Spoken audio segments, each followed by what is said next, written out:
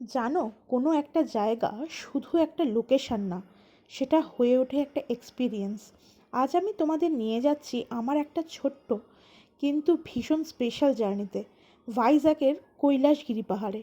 আর এই জার্নিটা শুরু হয় একদম রোমাঞ্চকরভাবে, রোপওয়ে দিয়ে আকাশে উঠে যাওয়া। যখন রোপওয়েতে বসলাম প্রথমে একটু ভয়, একটু এক্সাইটমেন্ট। নিচের দিকে ছোট ছোট গাড়ি, মানুষ সব আস্তে আস্তে ছোট হয়ে যাচ্ছিল। হাওয়াটা একদম ফ্রেশ, আর সামনে পুরো সমুদ্রের ভিউ, একদম সিনেমার মতো। আগের ভিডিওতে দিয়েছি, তোমরা চাইলে দেখে নিতে পারো।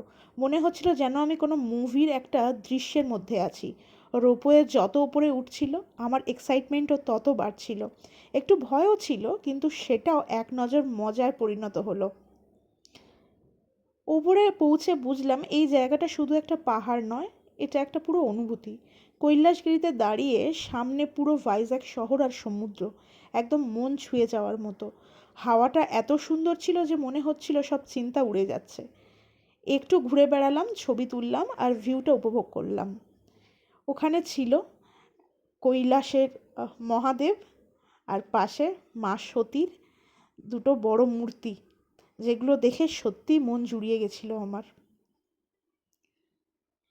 এখানে দাঁড়িয়ে মনে হলো জীবনে মাঝে মাঝে এইরকম একটা বিরতি দরকার। শেষে যখন নিচে নেমে এলাম মনে হলো কিছু একটা রেখে এলাম ওই পাহাড়ে। কখনো যদি তোমরা সুযোগ পাও এই রোপওয়েতে গিয়ে একবার এই পাহাড়ে উঠে দেখতেই পারো, হয়তো তুমিও তোমার নিজের একটা ছোট্ট গল্প খুঁজে পাবে।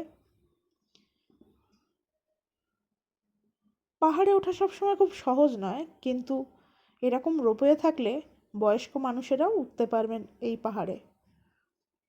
দেখো দেখো কি সুন্দর শ্বেত শুভ্র মার্বেল দিয়ে তৈরি মহাদেব আর মাতা পার্বতীর মূর্তি, সত্যি মন জুড়িয়ে গেছিল।